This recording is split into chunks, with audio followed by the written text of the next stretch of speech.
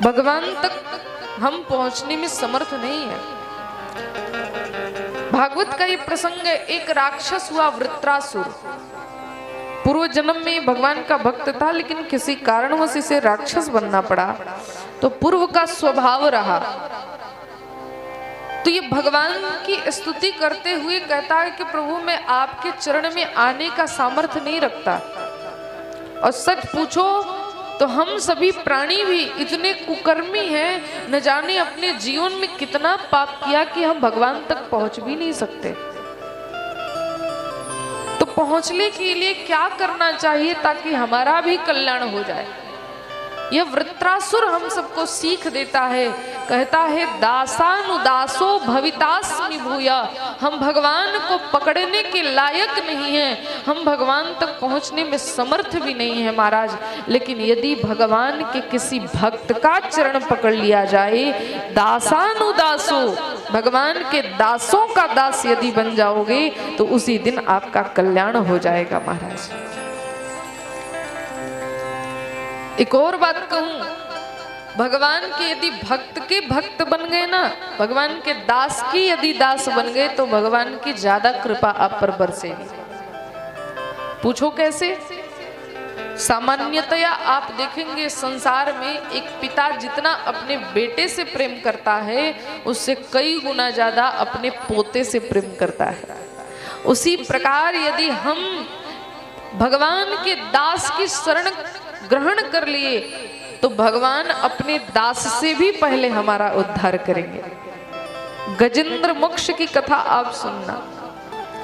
गजेंद्र भगवान का भक्त था और ये जो ग्राह था गजेंद्र के पैर को पकड़ा था। ये जो मगरमच्छ था, ये गज पानी पीने के लिए सरोवर में गया और इस मगरमच्छ ने उनके पैरों को, गजेंद्र के मोक्ष के, गजेंद्र के चरणों को पकड़ लिया। गजेंद्र भगवान को पुकारने लगा। भगवान आए हैं तो जानते हो, गजेंद्र से भी पहली मुक्ति उस ग्राह को दिया।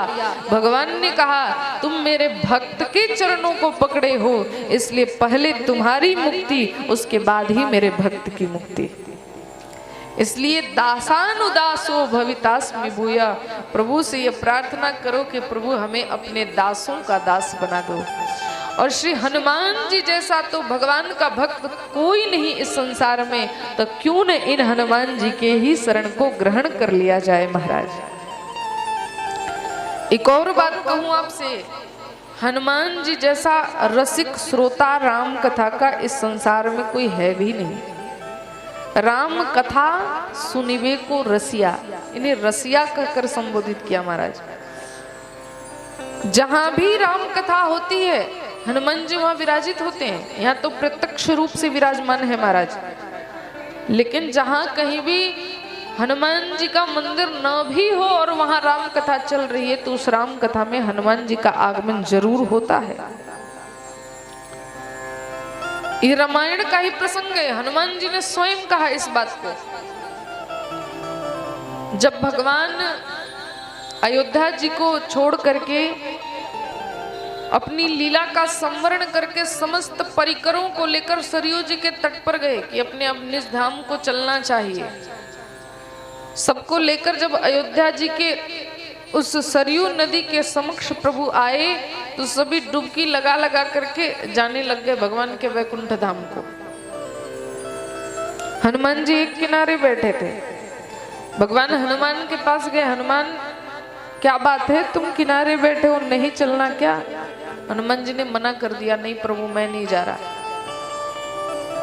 अच्छा, लोग कहते हैं कि आज भी हनुमान इस धरती पर हैं, लेकिन क्यों हैं इसका रहस्य नहीं समझ पाते।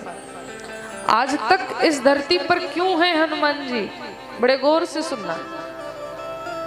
भगवान हनुमान जी के पास आए, कहा हनुमान तुम इस पृथ्वी से नहीं चल रहे का? हनुमान जी ने मना कर दिया, नहीं प्रभु मैं नहीं जा रहा। भगवान ने पूछा हनुमान क्यों नहीं जा रहे? हनुमान जी ने कहा प्रभु एक ही शर्त पे जाऊंगा। प्रभु ने कहा क्या?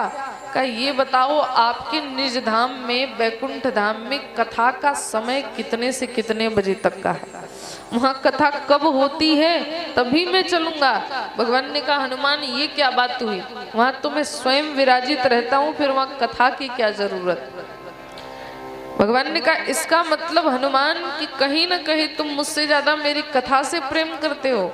हनुमान जी ने कहा प्रभु ऐसी बात नहीं है, जितना प्रेम आपकी कथा से है उतना ही प्रेम आपसे है, लेकिन नाथ मैं इस बात को जानता हूँ कि जहाँ आप हो वहाँ आपकी जरूरी नहीं कि आपकी कथा हो, लेकिन जहाँ पर आपकी कथा हो रही हो वहाँ पर आप साक्षात विराजमान हो जाते हैं, इस बात को मैं जानता हूँ।